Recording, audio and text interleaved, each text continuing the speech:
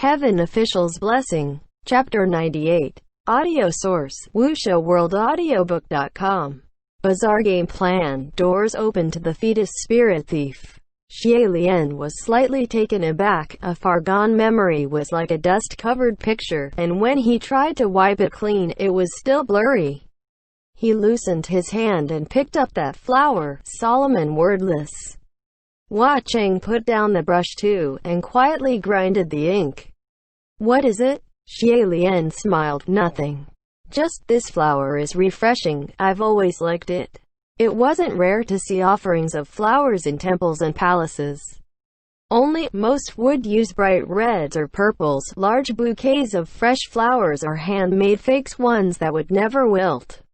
After a pause, Xie Lian said, "Could it be that Crimson Rain sought for this kind of flower?" Hua Cheng smiled. Gerger has the premonition of gods. In between laughter, the two finally completed a set of composition together, and the subject was still those 4 verses. Hua Cheng picked it up to admire it, looking very pleased. Pretty good. Frame it. Hearing him say, "Pretty good," Xie Lian ed. When he heard, "Frame it," Xie Lian ed again. "You're not thinking of hanging it on the wall, are you?" If his deceased teachers were to see Xie Lian's involvement in such a set of composition, they'd probably rise from the dead to haunt him as a zombie. However, Hua Cheng only laughed.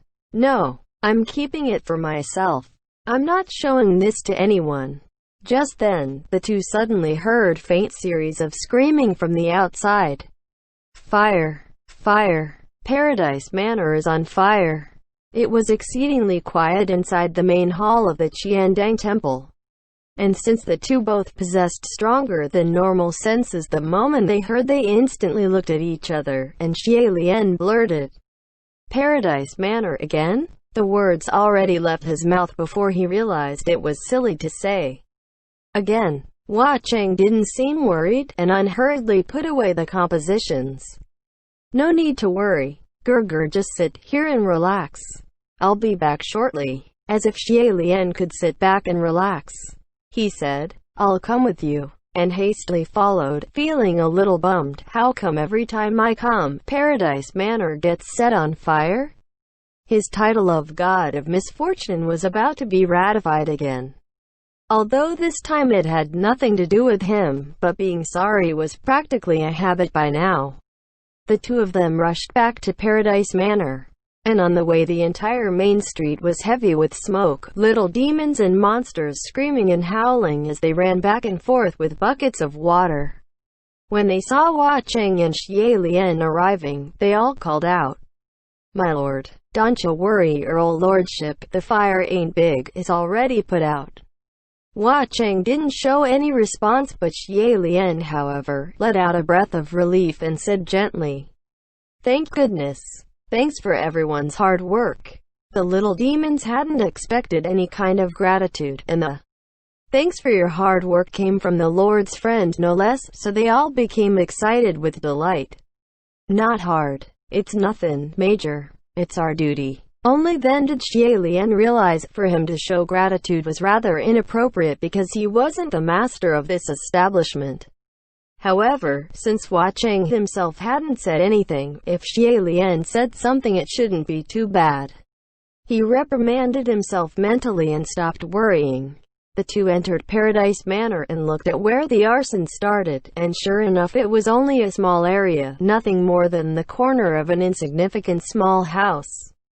No wonder the fire was extinguished so fast. Yet, after this was confirmed, Xie Lian became alarmed. He turned to Hua Cheng.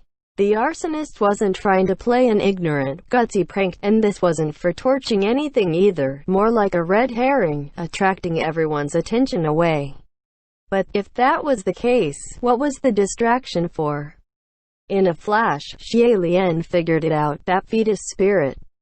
Before, when they left Paradise Manor, even having walked a long way, that fetus spirit continued to wail and cry, the sound of its sobbing sharp to the ears, even calling for "Mom" at times. Yet now, that voice was gone.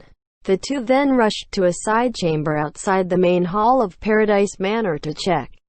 When the two had left, Hua Cheng had casually placed the clay pot that contained the fetus spirit on a desk.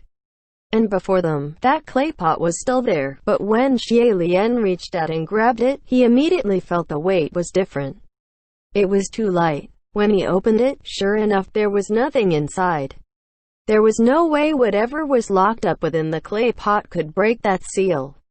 Xie Lian immediately said, "Someone let the fetus spirit loose." Hua Cheng, however, didn't look fussed at all. It was stolen. That thing was injured in the troop of butterflies and badly wounded. It couldn't get far on its own. "Then that's easy to take care of," Xie Lian said. "San Lang, does your Paradise Manor have guards that patrol the premises? See if they saw anyone suspicious." "There are none," Hua Cheng said. Xie Lian blinked. "None?" "Yes. There's never been any," Hua Cheng replied. "No wonder when he snuck around Paradise Manor last time there were no guards to be seen." Xie Lian had once thought it was because they were hidden too well so he didn't notice, but he didn't realize there actually weren't any. Slightly stunned, he said, "You're that lax about Paradise Manor. Gerger, have you ever paid attention to the doors in Paradise Manor?" Hua Cheng asked. Xie Lian thought about it and replied, "No, I haven't." "Could it be there's something extraordinary about them?" "Correct," Hua Cheng said.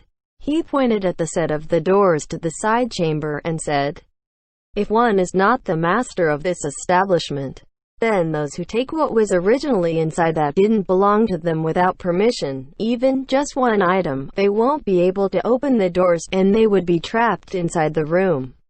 Xie Lian recalled the last time he came to Paradise Manor, and at the time he had always opened doors with dice, and when he finally left, it was through the whirlwind created by the Wind Master, raising the roof, and avoided leaving through the doors.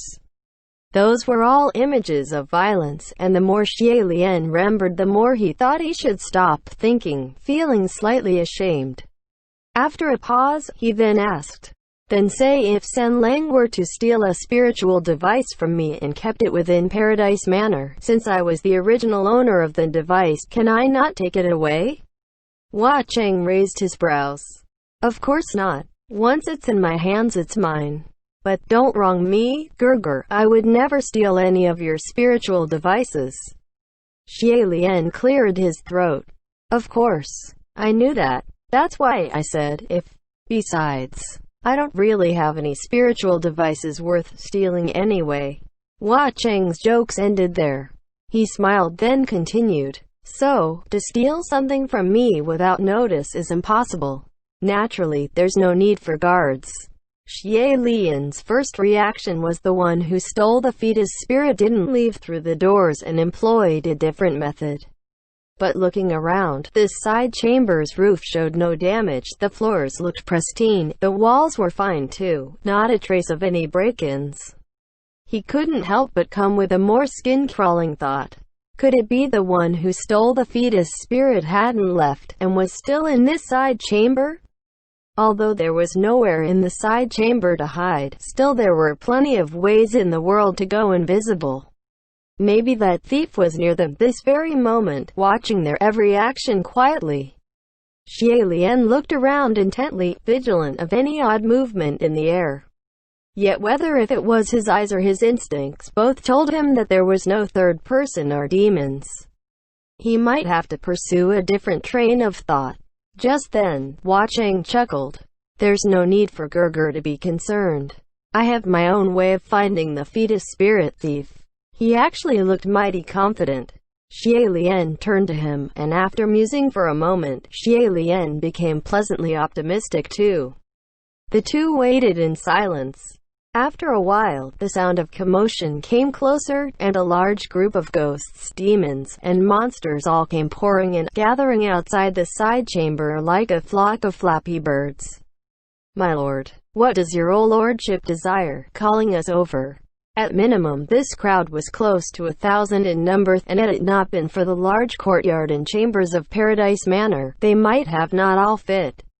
The one who brought them was that masked man, and he said to Hua Cheng, My lord, everyone who appeared on the streets today should all be here.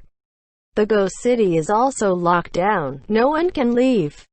It was the same voice of that young man from the last time, and Xie Lian couldn't help but steal a glance at him.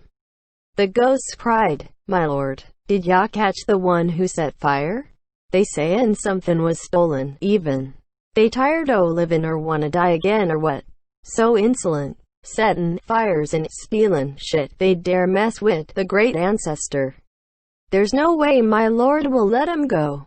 Although that crowd of demons weren't talking about him, but as the one who set the building on fire the last time, kidnapped someone, and was let go by Hua Cheng, Xie Lian felt like he was pierced by countless arrows, and softly cleared his throat, feeling more and more guilty. He peeked a look at Hua Cheng, but coincidentally bumped into Hua Cheng, who also swept an unreadable look over, and Xie Lian immediately dropped his eyes. Then, he could hear Hua Cheng say flatly, "The one who stole the fetus spirit can come forward yourself, don't waste my time." The crowd was shook. "Among Us? I thought it was something from the outside. Who the hell is it? Just go forward already." A moment later, the wave had calmed, but no one came forward. Hua Cheng said, "Very good. Brave as expected. Men on the left, women on the right, divide and line up." Although the demons and ghosts were puzzled, they didn't dare to disobey Hua Cheng's word, and immediately did as told, forming two large groups.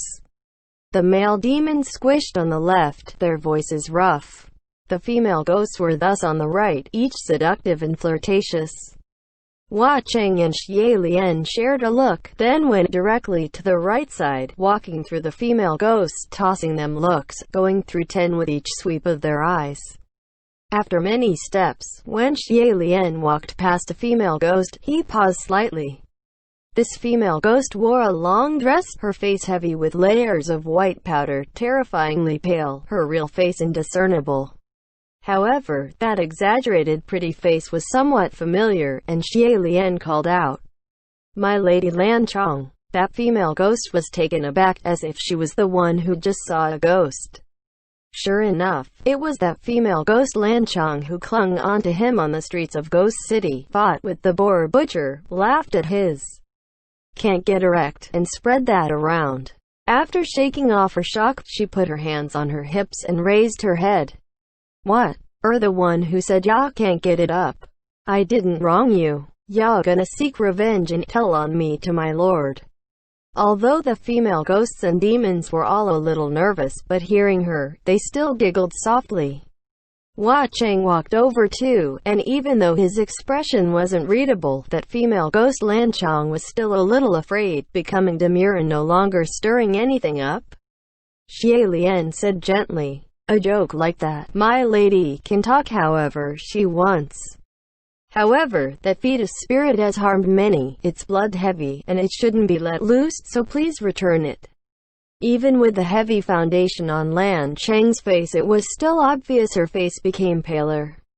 She backed up in a hurry, but since she was in a crowd of other female ghosts, she didn't get very far before she was caught, sealing her chance of escape, and so she could only cry, "I dunno what you're sayin'. What fetus spirit? Please return it." Xie Lian beckoned. "Return what? I done have it. You accusin' me of stealin' from my lord's house, but everyone knows there's no way anything can be taken from my lord's house. Whatever we take, we can't take it out." The crowd of demons all agreed. Yes, that's right, they all knew, and even the boar butcher was grumbling. Lan Chong added, "Paradise Manor on fire, only Zhu happened. I've been on the street, and I never left. If I stole anything, I wouldn't have the time to hide it." As she spoke, she opened her arms, showing her empty hands, and even lifted her dress to prove she wasn't hiding anything. However, Xie Lian pointed out, "My lady, the last time I met you, in the freezing cold, you still dressed so lightly. Today the day is beautiful and yet you're wearing a long dress. Why the sudden change? Or are you hiding something?" It was only after he brought it up did the demons realize Lan Chong usually dressed revealingly, and to have Xie Lian say it lightly was already very polite. On the streets she'd almost be exposing her cleavage. However, today she was wearing a long dress covering her legs and waist completely, exceedingly strange. Besides, earlier when Watching was taking Xie Lian around to stroll the ghost city streets and the crowd of demons were hollering, stuffing them with dishes, they didn't see the Lanchang who loved to show off and cuss the streets, passionately proclaiming, "It's not me, he's the one who can't get it up." And so they became agitated. Xie Lian explained slowly, "You didn't take what didn't belong to you. You only took away what was part of you. That fetus spirit is in your belly right this moment. If the fetus spirit thief had no other ways to leave and didn't stick around in the side chamber, then there could only be one explanation, that thief left the front doors openly. If that fetus spirit was already born, then it would be a child, an independent person. However, that fetus spirit was forcibly removed from its mother's womb before it reached term. Therefore, if its mother stuffed it back into her belly, then naturally it'd count as something that belonged to her. No, it should be said that that fetus spirit was no different than a piece of her flesh, a part of her body. After all, blood bond between a mother and child was thick, and under the circumstances, they were but one body, so that female ghosts could naturally leave without harm, and exit Paradise Manor openly. Therefore, the one who stole the fetus spirit must be a female ghost, as well as the mother to that child. Locking down the ghost city, then bringing forth all the female ghosts and demons who appeared on the street before and after the fire to investigate would surely lead them to the culprit. Thinking back, Watching must have thought of all this the moment they entered the side chamber. Suddenly, Lanchang let out a loud scream, and grabbed her own belly in a mad fit. End chapter.